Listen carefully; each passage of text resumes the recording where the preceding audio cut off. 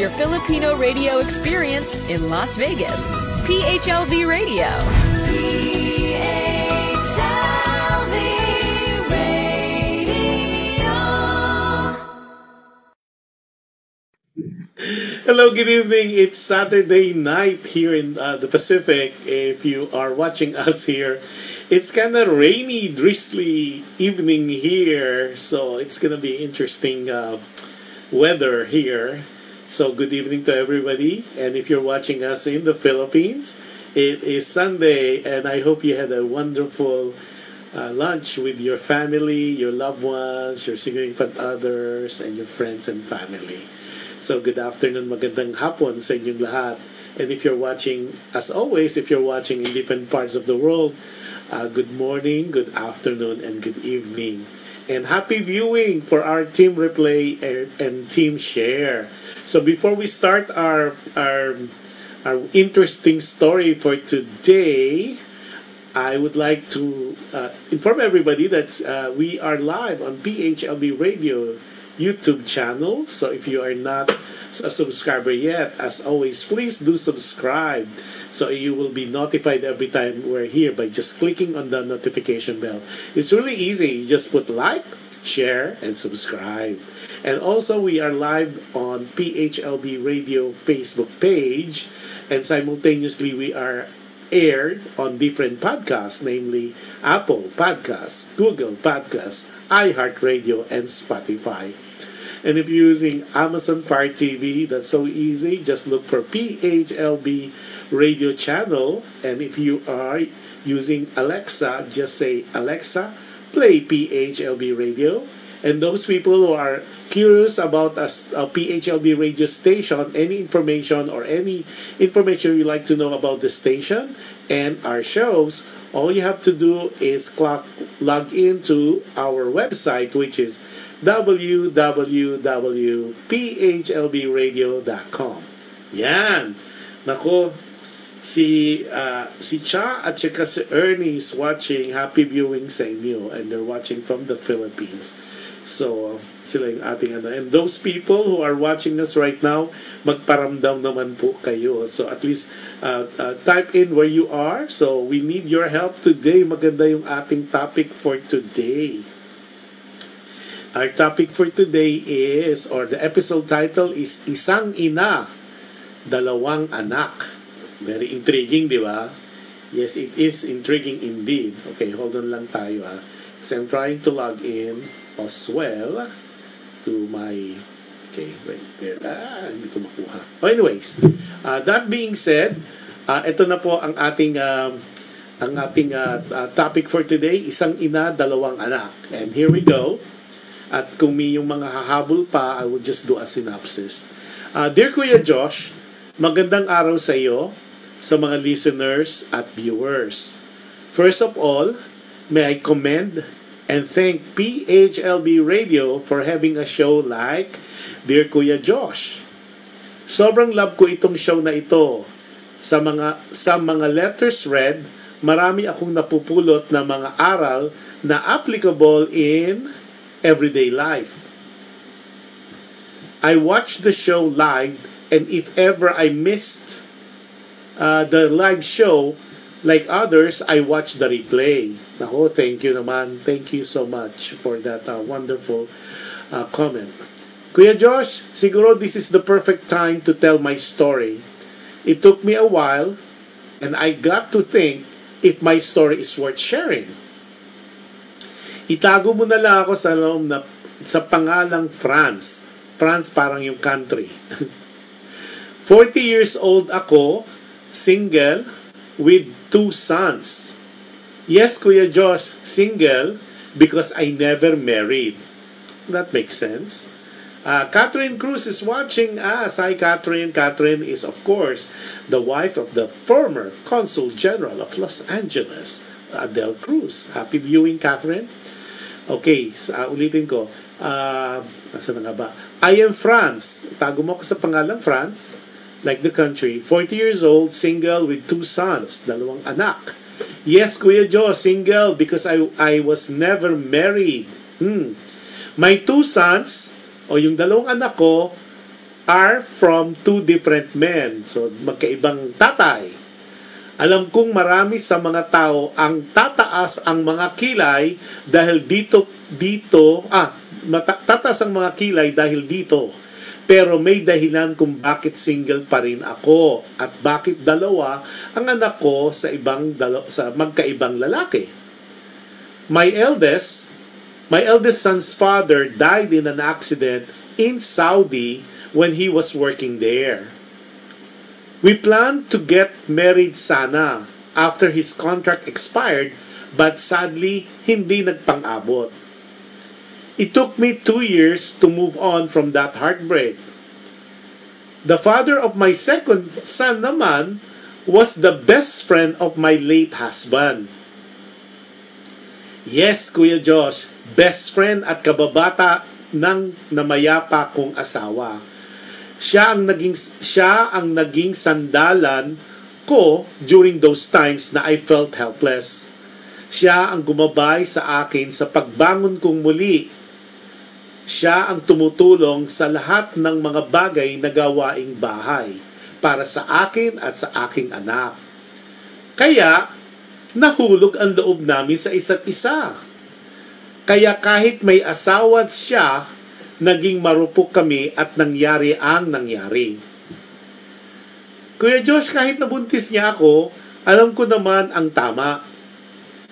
Ipinaalam ko sa kanya ang situation ko para alam niya. But hanggang doon na lang iyon. Wala akong balak na manira ng pamilya, lalo na maging isang kabit o mistress. May kaya ang pamilya ko, Kuya Josh, at maganda ang position ko sa kumpanya or company na pinapasukan ko. Kaya hindi naging problema ang pagpapalaki ko sa dalawa kong anak. On my own, I raised my 2 boys. I send them to the best schools for their educations. They both grew up decent men. My reason for sharing my story is to ask for advice from you, the listeners, and the viewers. My youngest son kasi had mentioned to my sister that my eldest is my favorite. Ang kuya daw niya ang aking paborito. Ang kuya daw niya ang favorite ko, that is why whatever ang hiling ng kuya niya ay binibigay ko daw agad. He said that he always knew, lagi namang alam niya, that his oldest brother, yung kuya niya, is the blessed one. Sabi niya, kasi daw, yung kuya niya was made out of love, while he was a product of lust. Nabuo daw si kuya niya sa pagmamahalan, samantalang siya ay nabuo dahil sa kamunduhan o kapusukan. Masakit para sa akin, Kuya Josh, ang marinig yon dahil hindi totoo yon. I equally love my 2 sons. Mahal na mahal ko silang dalawa na patas. Walang kulang, walang sobra. Pantay sila na mahal ko. Isa sa mga reasons why my youngest son would say this, walang picture na nakadisplay kasi sa bahay namin ng father niya. Pero ang mga pictures ng father ng kuya niya ay laging nasa ibang parte ng bahay namin. This is intentional dahil nga sa situation at status ng father niya. It was deliberate para no complication at para walang reminder sa kasalanang nagawa ko. He had said too na maybe kung hindi namatay ang tatay ng kuya niya, malamang hindi siya naging tao at naging anak ko.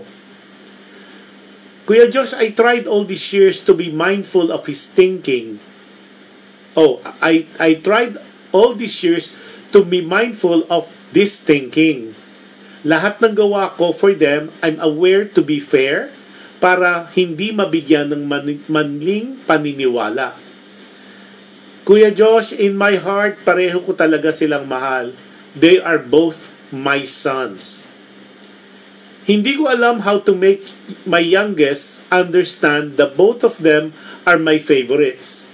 Walang mas lamang sa kanila. Pareho ang pagmamahal ko sa kanilang dalawa. I need to know what else can I do or say to him to make him realize na I love them both the same way and unconditionally. Walang mas lamang kahit isa sa kanila. Laging patas.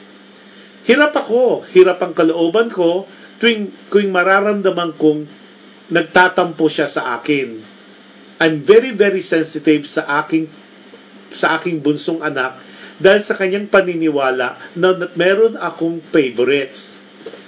I hope ma-advise mo ako ng yung listeners and your viewers para magbigay liwanag sa dapat kong gawin. Hanggang dito na lang. Maraming salamat. Ang laging sumusubaybay sa programang mo, Franz. Nako, Franz. Teka muna. Medyo Teka, let me make batik muna. O si CM, Dani Naghahabol is watching from Project 4. Si Doms Sepagan. Oh, Doms is watching. Sorry. Sepagan is watching as well. Naku kailangan ko mga tulong yung mga viewers. Okay, ito, naku, maraming tatamaan nito. Yung mga feeling unwanted or feeling na ano. So, it so happened, pinapatago niya ang pangalan niya. Si Doc Edwin is watching. Hello, Doc Edwin. Doc Edwin is the owner and proprietor ng Calmara Resort and Restaurant, which is in Tanay. Check nyo po yan. Napakaganda lalo yung restaurant niya. I will come visit him for sure. And it's a vacation place. It's a hideaway. So if you're looking for a place closer to Manila, I think it's an hour and a half, which has the same vibes as going in Tagaytay. That's the place to be. Calmara Resort and Restaurant. And I've been promoting that on my Facebook as well. Now, si Hazel by Santos is watching. Nako, si Hazel, nagpapakapuyat. Hazel is watching us from Houston, Texas. Anyway, before I say any more to our viewers and listeners, doon sa mga nahuli, nagpapatago ang ating letter sender sa pangalang France, like France the country. At siya ay 40 years old, single, sabi niya, pero may dalawa siyang anak. Single siya dahil pero yung sabi nga tataas daw ang kilay ng makakarinig sa kanyang story simply because she has two sons pero different fathers. Okay, don't judge muna sa mga nahuli different fathers kasi yung original na yung sa panganay niya na hindi na natin papangalanan, yung panganay niya ay from the father was fathered by the original boyfriend na nagtatrabaho sa Saudi but unfortunately he died sa Saudi by a nagka-accident at they were planning sana to get married once the contract expired pero yun na nga hindi nagpang-abot. So syempre broken hearted siya, she was devastated and luckily yung best friend at kababata ng boyfriend niya, yung first guy na father nung panganay niya was the one fending. Siya yung kumbaga nagpuno doon sa pagtulong sa kanilang mag-ina. Yung kumbaga naging gabay daw, naging shoulder to cry on. So, lo and behold, what happened is nagka-developan sila ng nagkaroon sila ng feelings for each other. Nangyari na nga ang nangyari. So obviously something happened, pero ang kasamang palad, she got pregnant by the best friend of the late boyfriend. At ang masakit pa, the boyfriend, the best friend nung late boyfriend niya ay pamilyado or married with kids as well. So itong ating letter sender, hindi siya alam daw niya yung tama, pero pinaalam niya na siya ay nabuntis nung best friend nga nung kanyang late boyfriend.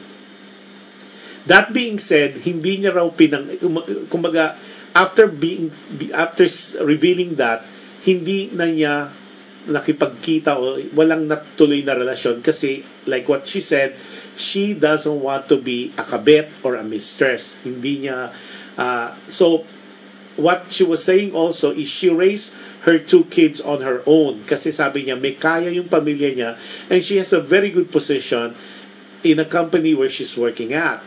Okay, so ang masakit daw growing up nasabi yata nung kanyang anak na meron siyang kinikim-kim na alam daw niya na ang paborito ni Franz ay yung unang anak o yung panganay.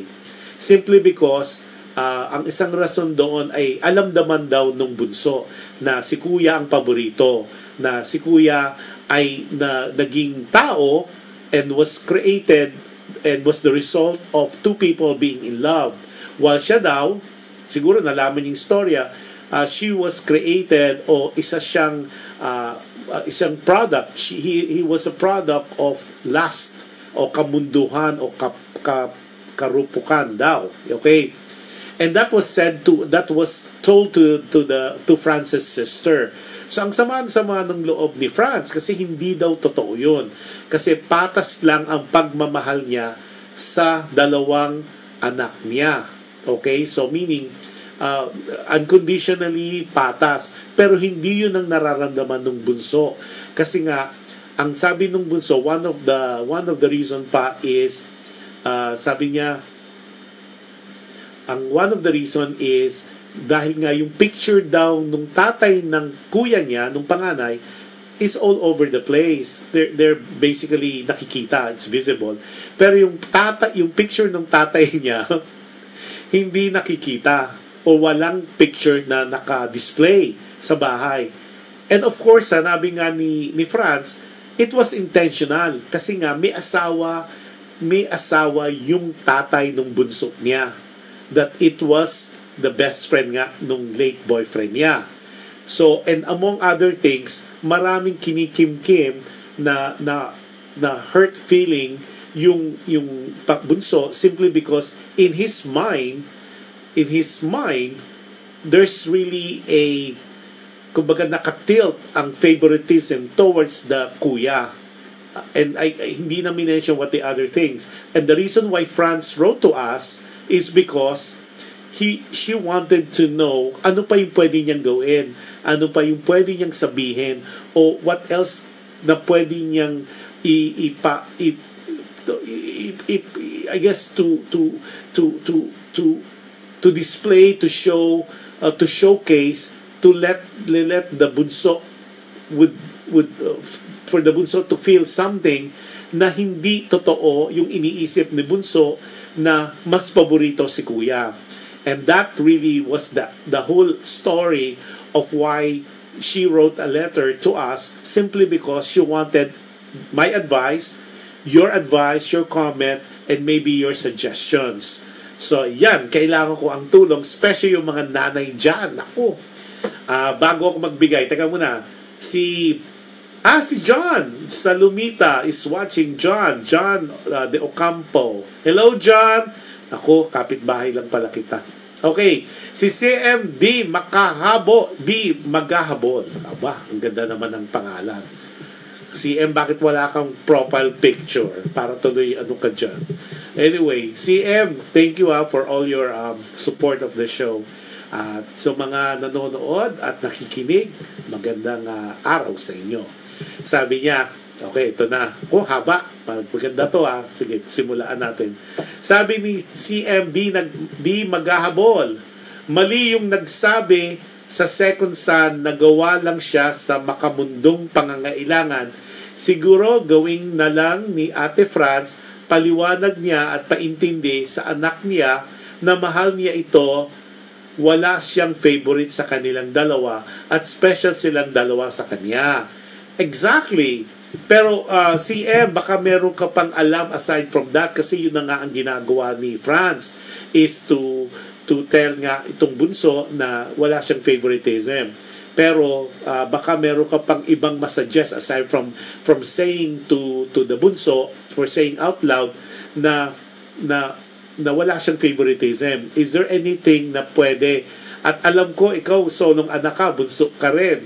So paano kaya pwedeng iparamdam ni Franz doon sa bunso niyang anak na hindi mali yung kanyang paniniwala, mali yung kanyang iniisip na mas mahal ni Franz si kuya than him. I guess tanggap naman niya na mahal sila pareho, pero parang mas lamang si kuya. Okay. While we're waiting for some other people to make comments and to give your suggestion, ito yung take ko dyan. Firstly, dun sa mga nanay especially, it so happened this one, they only have, we're talking about 2 kids. But I know for a fact na minsan, especially, at lagi kong, I always mention din to a good friend of mine, na laging may paborito. Ako kasi personally, I feel na kahit yung mga nanay natin, hindi man lamang sabihin na meron silang kinikilingang anak, ang tendency talaga, whether you like it or not, this is my own opinion, meron talagang medyo nakakalamang. It's either yung bunso or normally it's either the youngest of the family or the eldest of the family. Kasi you got to remember when in a family, which is the basic unit of any society, when they would have the first child, di ba remember, the excitement is just amazing.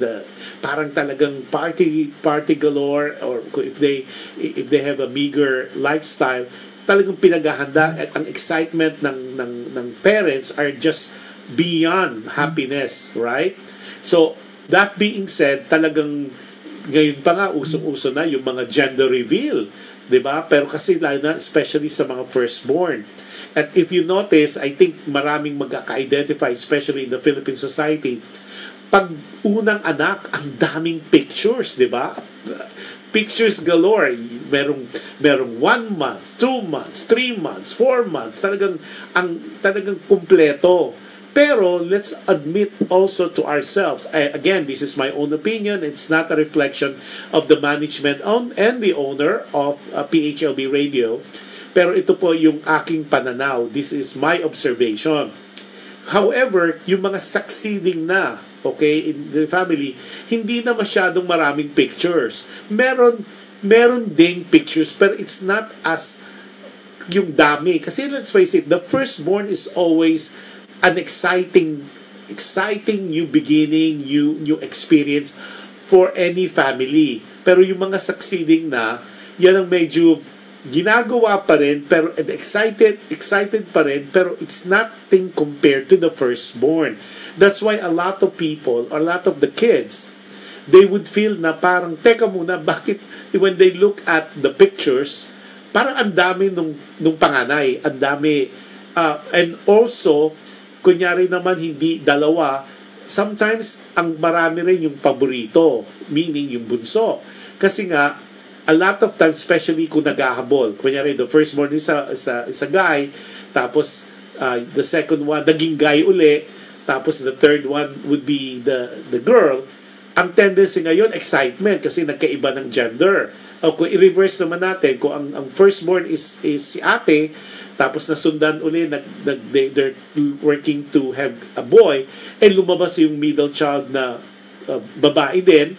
So the tendency now is the excitement, maghahabol yan uli.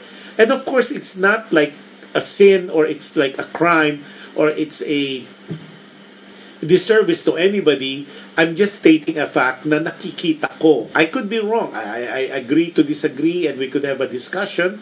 And of course, I could be wrong, but there's always a tendency na pag either ang bunso ang paborito, kunyari 3 o 4 na anak, nagiging paborito si bunso, especially kung ang gender ng mga nauna is different from the bunso.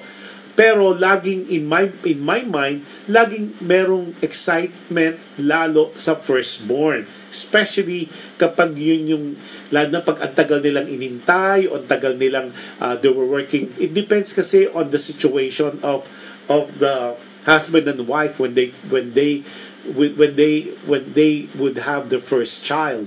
Okay.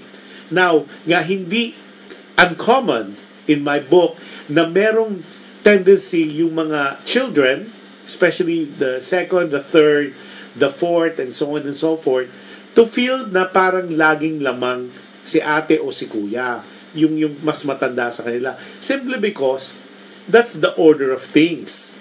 Yun ang talagang nangyayari. And I could only base it on what I know and the experiences that I have seen with other people as well. And of course, yung mga nakikinig sa atin, of course, you could agree or disagree with me. I would like to know. Okay.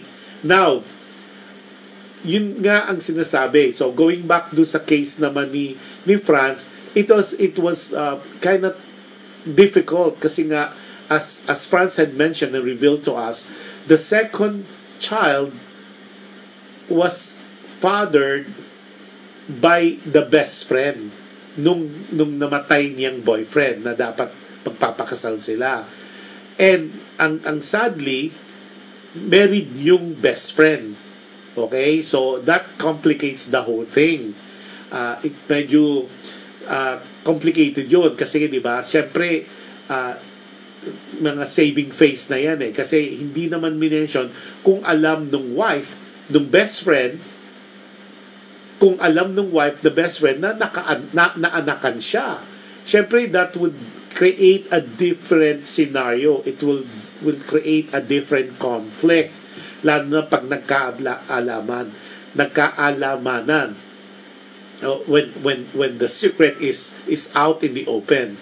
Okay? So ang ginawa nga niya, it was intentional na hindi niya nilalagay yung mga pictures kasi, di ba, you got to remember, maliit lang ang community and people kind of know each other, especially if you are in that situation. So if you have pictures displayed, people who would visit you, unless they don't accept visitors, but alam mo yung they call it in Tagalog na makakating dila, there's always a tendency na avoidance na lang ginagawa niya because it was deliberate, sabi nga ni Franz, hindi intentional siyang hindi naglalagay ng picture nung father ng second child niya o ni Bunso. Why? Because baka mamaya pag nakadisplay yung mga picture doon and suddenly, you have to remember, they were best friends siya, so there's an affinity, there's a possible close relationship, right? What if someone, alam mo yung 6 degree of separation, that somebody knows someone, okay? And it's up to a 6 layer.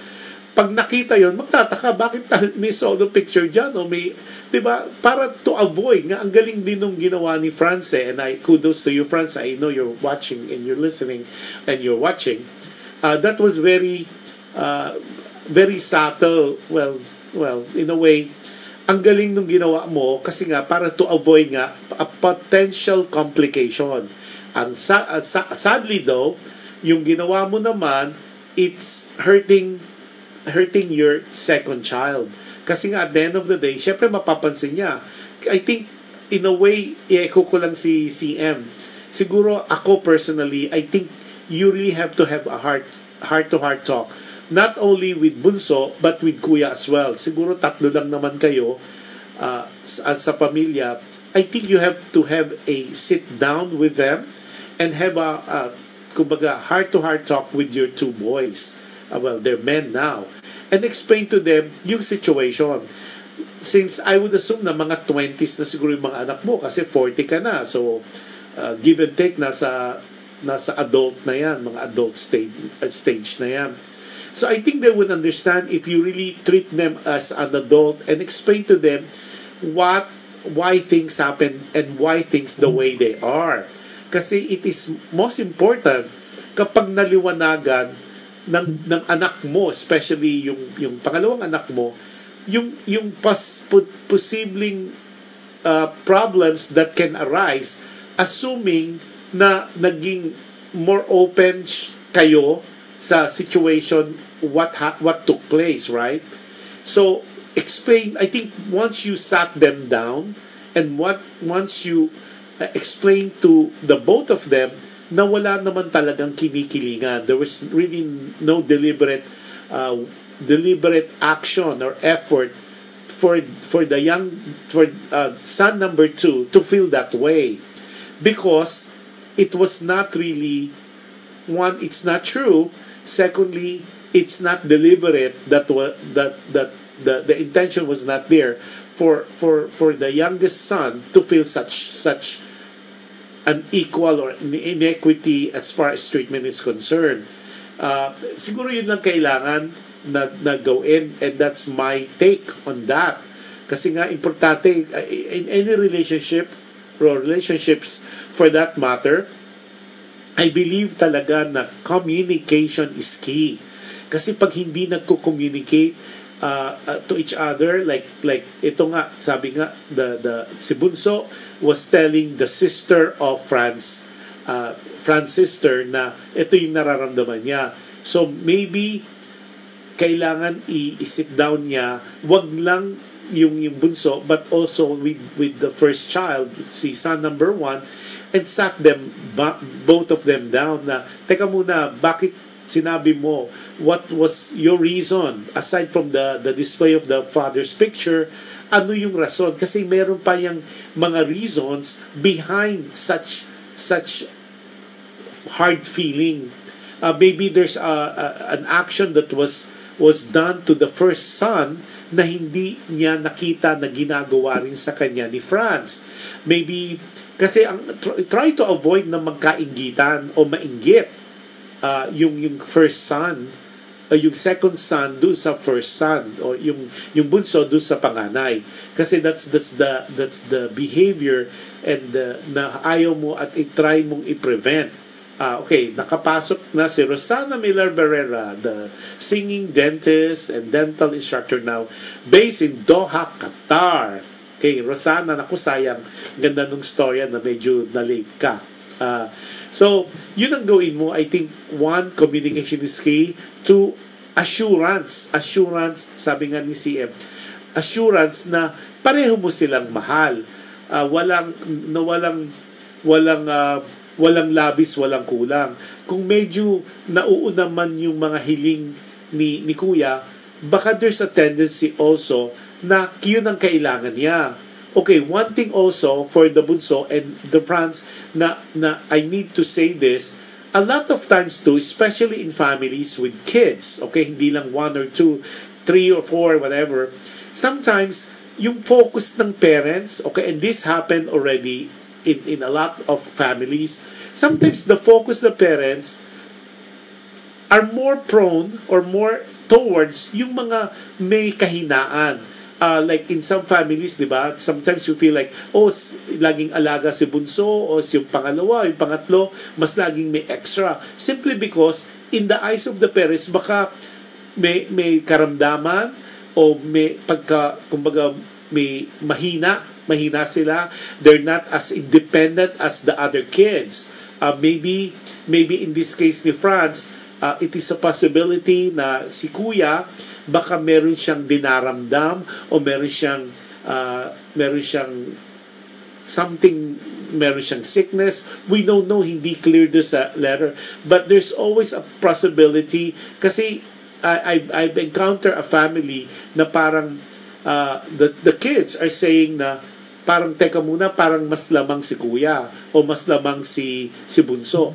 Pero when you delve into the innermost happening within that family, the reason mas attentive sila is because, 1, may problema yung isang anak, kaya the focus ng parents ay towards that anak na may pinagdadaanan o kaya meron siyang disability. So definitely tama, the focus will be on that child, on that particular individual. Pero kaya nga you need to be more cognizant. Dapat ma-recognize mo talaga yung weakness and strength ng mga bata. Then do sa mga magulang, as much na, and I'd like this, teka muna, si Sunny Francis is watching, si Josh Lianio Rafanan is watching from LA, tapos si Katrina Pobleta Salom is watching also from Doha, Qatar. Welcome. Sabi ni Katrina, Okay lang yan. Pwede ka muna mag-team replay. Late na naman ako sa attendance check. It's okay. You're still here. The most important is nandyan kayo at walang humpay. So yun, yung mga nanay natin. Sa tingin nyo ba kayo, ayan, yung mga ina dyan, mga mommy, masasabi nyo ba, do you play favorites with your kids? Ano ba? Nagpe-favorite ba tayo? O nor ba talaga na there's a possibility na with your kids, we're talking about hindi lang yung solong anak sa mga anak nyo ba, meron ba kayong kinikilingan? Or if ever you're playing favorites o may paborito kayo, what are the reasons na meron kayong paborito o meron kayong leaning towards that, o mas yung attention nyo was toward a particular child? And I already said that earlier, na there's a possibility na minsan sa isang pamilya, mas focus ka doon sa isang anak mo than the other kids because meron siyang kahinaan. Either meron siyang not naman physical disability, pero mas kunyari siguro baka ano siya, ano na ba yon, yung meron siyang dinaramdam, if a little order, or sabi nga ito yung kulang sa buwan, okay, yung pinanganak na hindi full term, so physically they're kind of weak, and may mga anak talaga na kailangan talaga ng gabay, kailangan talaga ng care, ng extra care. So a tendency is you need to look, yung mga anak, yung mga kapatid, kailangan tingnan natin, bakit ba si mama at si papa are looking or caring more, parang laging may extra. Look into yourselves. The reason maybe was nga mas attentive si mama at si papa, your parents, to that particular sibling of yours is because they needed help more than you do. And in family kasi may mga siblings, may mga kapatid o may mga anak na talagang very independent. They're very strong-willed. Talagang they could decide on their own. They could fend for their own. Hindi na nila masyadong kailangan ng assistance. Kailangan lang nila is guidance. But there always, on the other side, there's some kids also within that family na parang they constantly need attention. They're always at a loss. They really need to be not only guided but talagang to be helped. Sabi nga, parang talagang hawak kamay. Kumbaga, you really have to fend for them because on their own they are still weak maybe in decision making. Maybe they're weak on things that would not have been possible, yung mga decisions nila, kung walang gabay at guidance ni mom at ni dad. So, I hope yung mga kids, you get to understand, one, remove that feeling of being unfair ni mama at ni papa or yung parents nyo. Kasi I don't think naman may deliberate. Like what I said, there's always an exception to the rule. But generally, and a good friend of mine had said this, na it's always fair for parents, especially the mom, to be very fair. Kasi talagang 9 months nilang dinala tayo sa kanilang womb or sinapupunan. And sabi nga nung isang good friend ko was saying, when giving birth is like nasa bingit ng kamatayan, or your one foot is nakaano sa death, kasi nga it is giving birth, which us guys will never know. We will never have that experience. That is the essence of being a woman. Like yun ang bagay na hindi kayang gawin ng kalalakihan is to give birth, right? So pero that is really the essence and the beauty of being a woman, is the ability to give birth, the ability to conceive. Yun ang bagay, and I've been told, not only by my own mom but other moms as well, that is not a walk in the park. So tayong mga kalalakihan, especially the husbands, we need to be more attentive, and we need to appreciate, we need to be more grateful for our wives, for the wives, for the mothers, because it is not easy to carry alone the baby inside the womb for 9 months. And regardless whether kung nag full term or kung baga di sasabi na hindi na full term, having that child that is painful to the back, and all this feeling of uneasiness.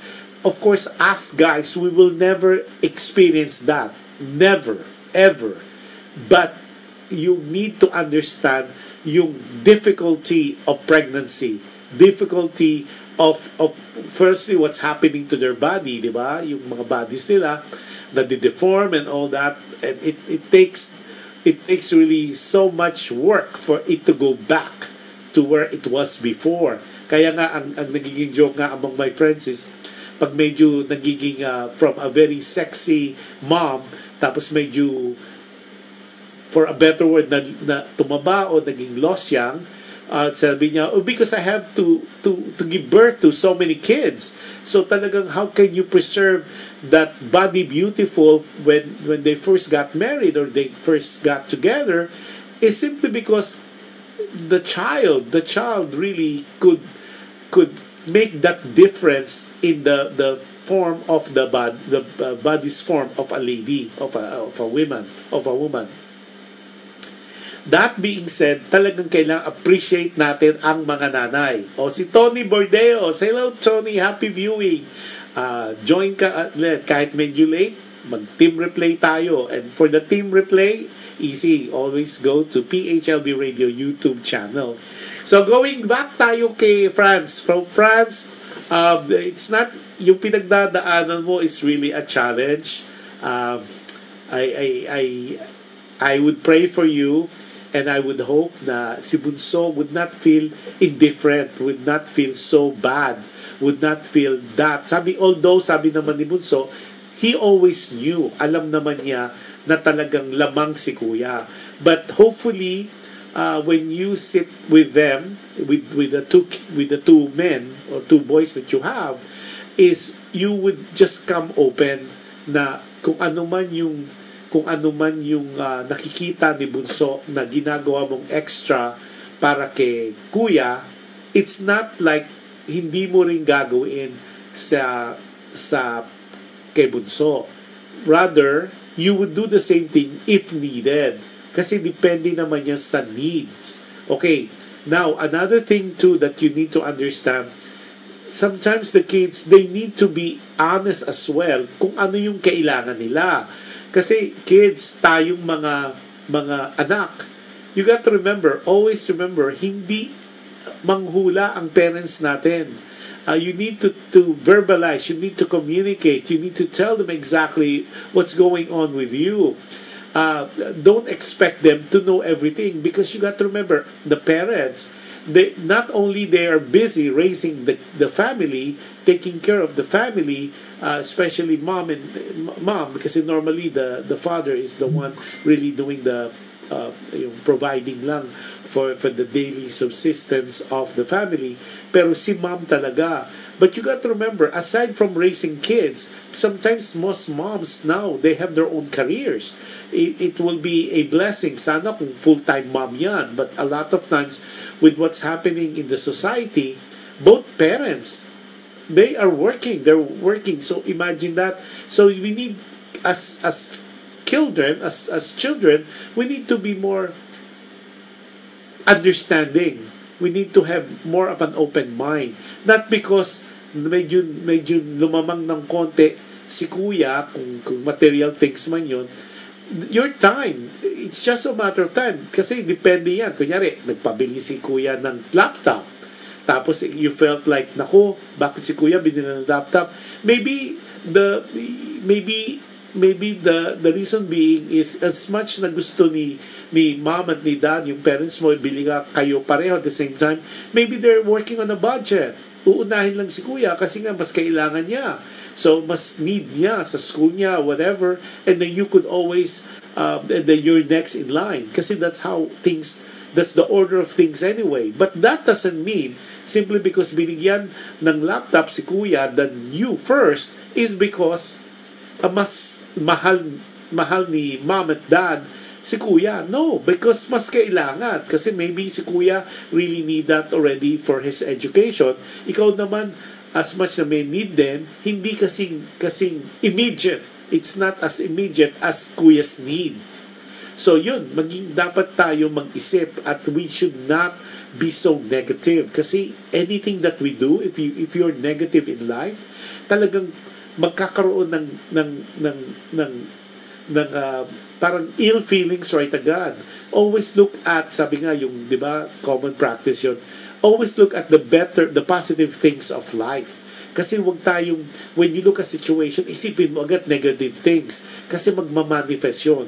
Think of, for example, when you look at an issue, isipin mo agad what are the possibility na positive about that particular issue.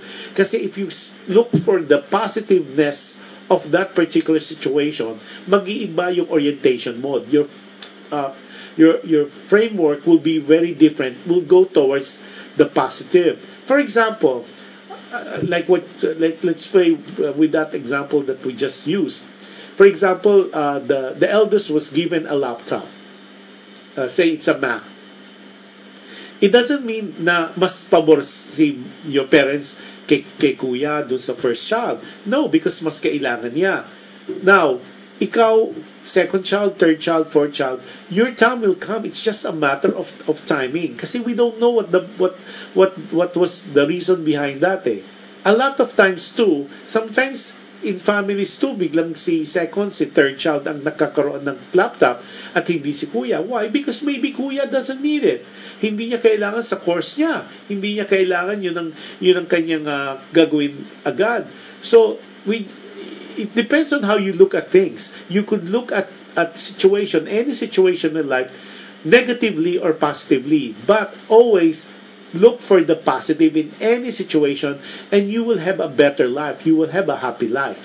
Okay, si Katrina Poblete Salom. Sabi niya, relate po ako, Kuya Josh, and the wit.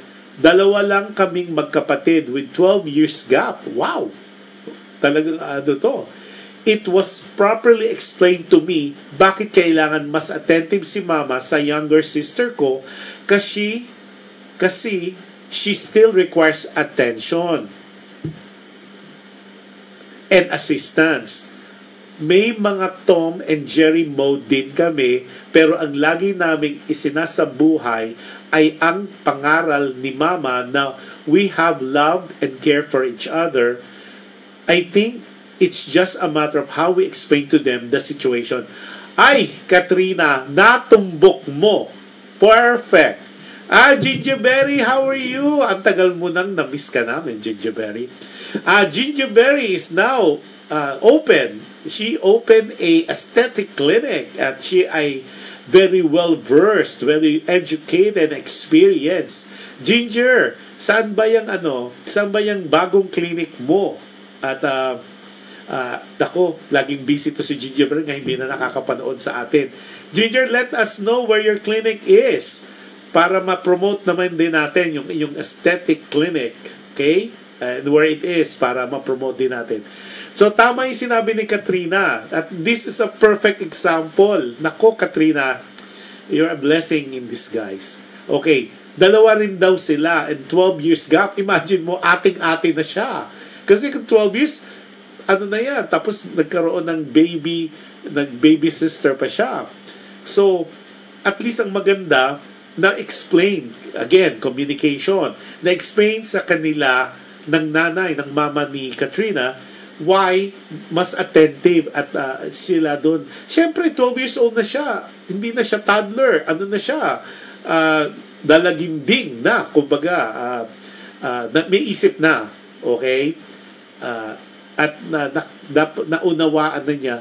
Siyempre, yung isa, 12 years, baby pa lang yun, going up pa lang. Talagang kailangan ng assistance. Kailangan talaga ng much attention.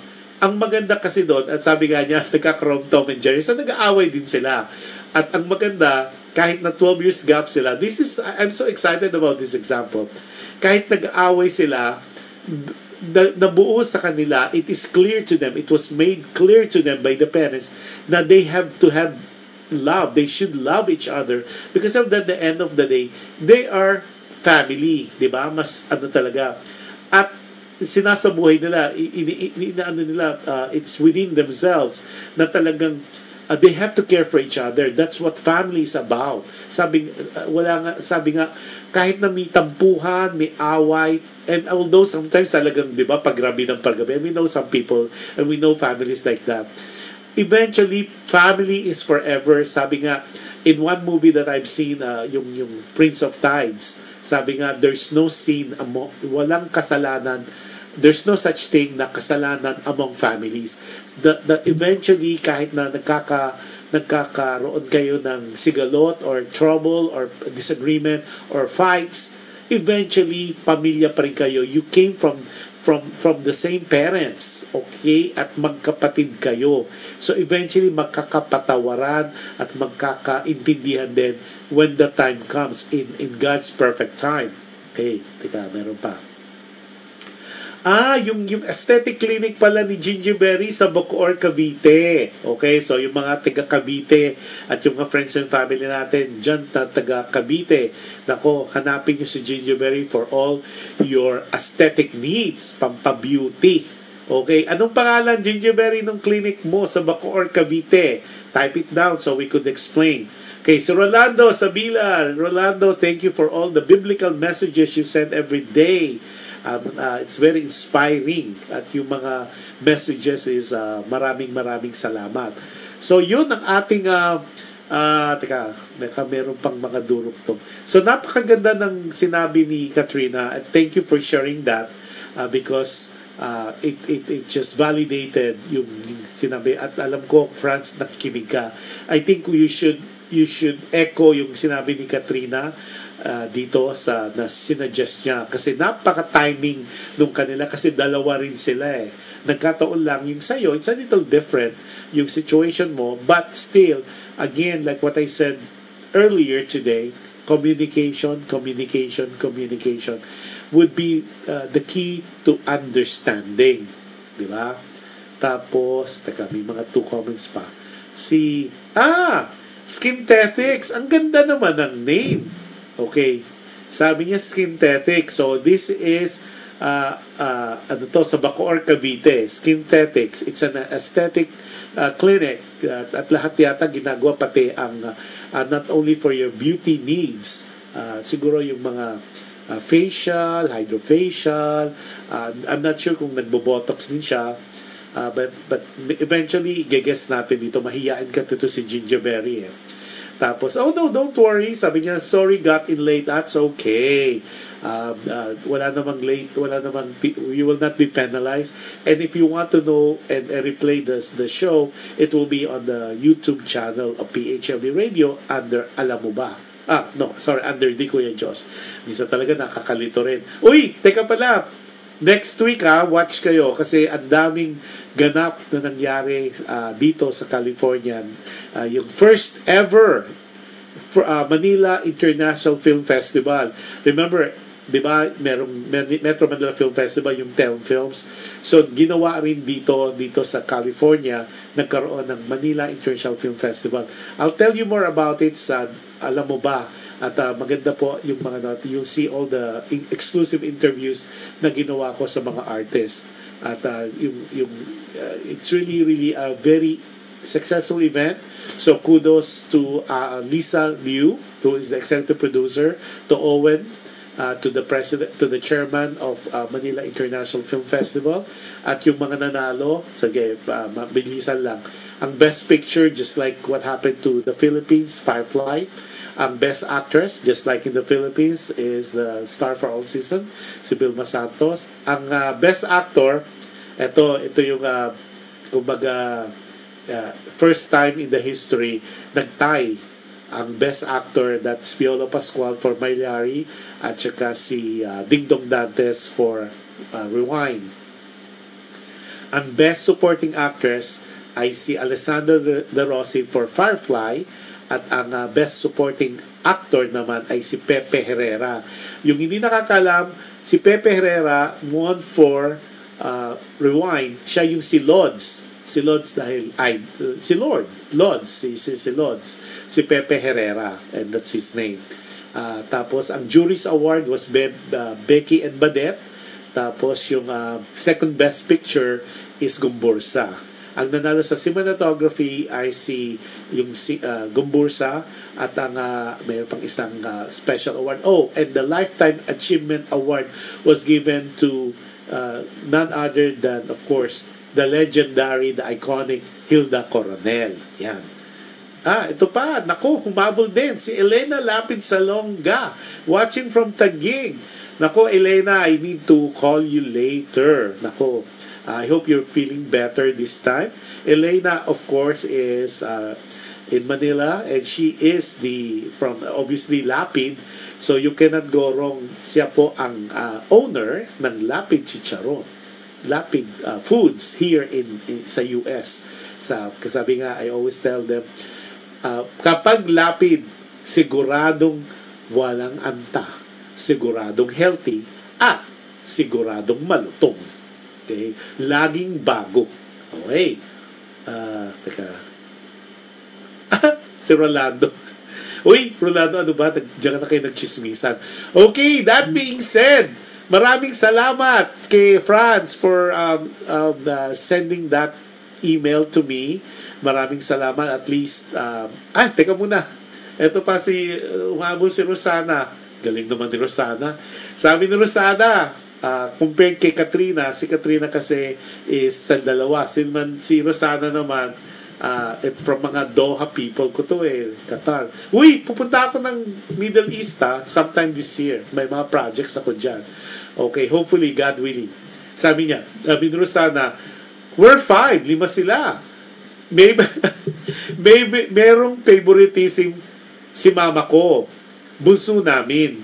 But it's okay with me. Never ako nagselos. Nagkaroon ako ng anak doon. Nung nagkaroon ako ng anak, doon ko naunawaan na talaga palang mas kailangan natin as parents na kung sinong pinakabata, mas kailangan ng care and attention. Yun ang sinasabi namin. Yun ang sinasabi namin. At thank you. Nako yung isang tao dyan na nakikinig. Ayan, sabi ko na nga ba minsan talaga may favoritism. Aminin na natin yung mga nanay. Pero may justification. Kasi sometimes, hindi naman porket favorite is because yun ang kinikilingan. No, tama yung sinabi, and I will echo.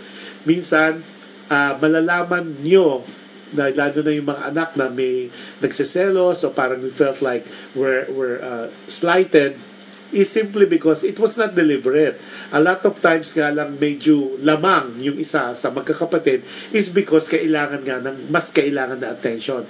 Merong mga kahinaan. There's a little may weakness yung isang kapatid natin na kailangan tutukan ng nanay at ng tatay. Pero it doesn't mean na diminish yung pagmamahal sa iyo ng magulang mo. Not because medyo lamang si kuya, si ate, o si bunso. It means na, kung ikaw naman, hindi lamang ikaw simply because mas mahal ka. No, pare-pareho yan kasi pare-pareho kayong you were created through the image of God. So, hindi pwedeng mas lamang yung isa. Nagkataon lang, there's a reason behind that. And that reason sometimes, hindi nako-communicate. That reason, a lot of times it was not being said verbally. Yun ang sometimes nagiging kulang. That's why communication is key. Any relationship, it is important to communicate with each other. Because if you don't communicate, hindi manghula ang bawat member ng pamilya. You have to be able to verbalize kung ano nararamdaman mo. And but what better way to do it kundi sa pamilya, di ba? Minsan, sometimes you just kahit na medyo masaktan ka, it's better it's coming from them. Sino bang mas nakakaalam sa'yo at tungkol sa'yo other than your family, di ba? Thank you, Rosana. Sabi niya, wait ka lang na dito, Kuya Diyos. Nako, yeah, God willing. Si Elena, sabi niya, ha, salamat, my dear friend. Yes, nako, I'm so worried for you, Elena. Usap tayo later. Tawagan kita. Now you're in Taguig. Okay? So, marami akong kwento sa'yo. So, I'll tell you offline. So, Franz, maraming salamat sa pagbigay at pag-share mo sa amin. So, yun ang payo ko sa'yo. Communicate. Iupo mo yung dalawang anak mo, magpaliwanagan kayo, at sabihin mo talaga na hindi totoo yung nararamdaman niya. At kung ano talaga yung punot dulo, ano ba talaga, aside from the pictures ng mga tatay na nakadisplay ni firstborn compared to the second child o yung bunso, aside from that, ano pa yung napapansin ni bunso na parang unfair ka o mas pabor ka kay kuya. Okay? Para at least maliwanag and you guys could build from them. You could start building a better relationship from there. Okay? Si Gingerbread, habol pa. Sabi ni Gingerbread, I'm the middle child. They're all the favorites. I'm the favorite. Teka. Okay. Teka muna. Medyo nahilo ako doon. Okay. Sabi niya, I'm the middle child. Middle child pala to si Gingerbread. There are all the favorites. I'm the favorite. Always the responsible one daw. My heart is full pa rin. Important is you love your parents and your siblings. Bow.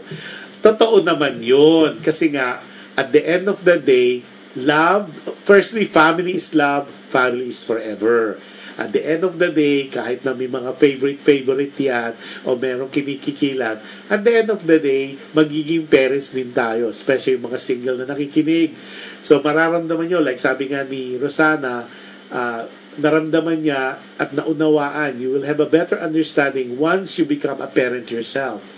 Pero we just be cognizant, just be aware na may mga damdamin ng mga anak natin. Kapag medyo umaabante isa sa anak, medyo i-communicate bakit. Kung may nabilhan kayo ng material things do sa isang anak nyo, explain nyo why. Kung bakit nauna si child number 1, child number 2. If you explain it properly, if you communicate properly, I think it will have a better understanding kung ano yung situation, at it will be a very good relationship for the whole family. So, yun lang. So, again, Frances, ako mabubuking yung pangalan talaga. Maraming salamat for the trust. At doon sa mga humahabol pa, maraming salamat. Continue sharing the story that we have. Continue listening at yung continue supporting not only my shows but all the shows here at PHLB Radio, kasi po talagang marami pong iba't ibang klase ng putahe ang aming hinahandog sa inyo. At nako, exciting po rin sa mga succeeding shows ko, yung isa, kasi ang dami pong naka-line up until March na naka-line up po. At I will definitely would give more and more for your viewing and listening pleasure. So with that po, maraming salamat. At hopefully nakapulutan nyo ng aral ang ating storya for today. At like what I said always, whatever, happy viewing sa inyo, and whatever is left on your day today, have a blessed day. At sana be grateful, maging grateful kayo that sa buhay na ito, because we only have one life to live. At sabi nga, it is important we become grateful, we are thankful that we are still here. By the way, condolence po, I just heard that Deo Edrenal of Dreamscape and ABS-CBN just passed. He turned 60 and he passed away today. So my sincere condolence to the family of the Edrenals, and may he rest in peace. So yun po, ingat po tayo kasi so many things are happening, unforeseen things. Basta it is important you live life. Sabi nga, love, live life, yung parang enjoy life because we only have one life to live. Be a beacon of hope, be a beacon of love. Tayo po yung maging guiding lights. So yung mga away-away dyan, tampu-tampuhan, as much na it's there and it's present and we recognize this, eventually pray for it at magkapatawaran, because it is important that we understand life is short. Don't make it shorter. Learn to forgive, sabi nga. So before I close my show, always practice po itong lagi kong ina-advise na it gets harder and harder, of course, as we live to in life. Sabi nga, dagdag pa, mahalaga sa mata ng Diyos, lahat tayo ay pantay-pantay. Thank you, Rosana. Tapos, take care po kayo. At before I close the show, don't forget to pray. Kung sino pa yung mga sinasamba nyo, you adore, just pray. Kasi ako, I always believe prayers do move mountain. Kahit na kaanong imposible pa yan, kaanong kalaki ang pinagdadaanan nyo at ang mga problema na hinaharap nyo, all the problems in the world, nako, caring-carry yan, ang best weapon in the world to combat, to fight the battlefield of what we call life is through prayers. Okay? Now, ito po, as always, ang advice ni Kuya Josh in any shows na nag-close niya o kino-close niya ay be kind. You can never go wrong with kindness. And any act of kindness that you do to people, it is guaranteed.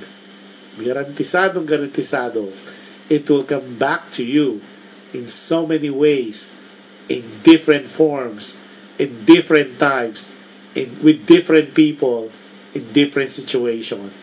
And with that, magandang gabi, magandang umaga, magandang hapon, magandang buhay sa inyong lahat. I'll see you po next week, Friday sa Alam Mo Ba with Josh Andowit, at Saturday naman po sa Dear Kuya Josh. And if you're in different parts of the world, it might be your Saturday and your Sunday. So, depending on what time zone po. So, God bless us all. Have a wonderful week next week. At yung sa mga nasa mga maulan na lugar, be safe, drive carefully. At God bless us all. Good night, everybody. Good morning, good afternoon, good night. Bye-bye. Just like a friend from back home. This is your Filipino radio experience in Las Vegas. PHLV Radio.